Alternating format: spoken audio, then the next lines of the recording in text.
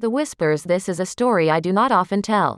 I promise, sincerely, that this has scarred me for life, and although I have looked into psychological explanations for what I heard and natural explanations for what occurred, they remain unsatisfactory. When I was a child, I was scared of the dark. I swore to my mother I heard voices in it. They were not evil, but they were not familiar, and so they scared me.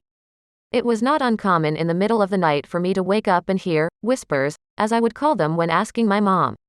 She figured they were just bumps in the night, and typical kids' nightmare material. I tried often to explain to her that it was more than that they sounded different from one another the way people's voices do. On some nights I would get so scared from these whispers that I would sleep in my mom's bed with her. It was an added bonus that the bathroom was directly outside of her bedroom door for my late night tinkles. I should add at this point that when walking out into the hall to go to the bathroom, you look directly down the stairs that would lead you into my living room on the first floor, as my mom's bedroom was on the second floor. On one such night, around Christmas, I awoke and felt the need to relieve myself. I walked out from the door and distinctly heard the phrase, "Look." And to my astonishment, a red light, almost like a spotlight, was cast upon the wall at the very bottom of the stairs. The light had no other source, it was by itself, and I was transfixed by it. Being a little kid, and it only being a few days from Christmas, I knew what this light was. It was Santa. How else could he get into my house to know I was being a good boy? I was so excited I began walking down the stairs to greet him, picking up my pace after the second step as it began to creep off the wall and fade into the darkness in my living room. That's when I heard him. A very strong, masculine voice.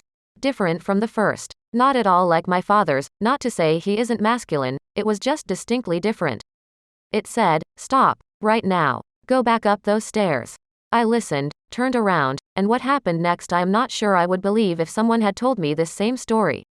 After reaching the top of the stairs, I heard a very loud crash that sent me running back to my mother's bed, where I jumped straight under the covers and stayed there the whole night.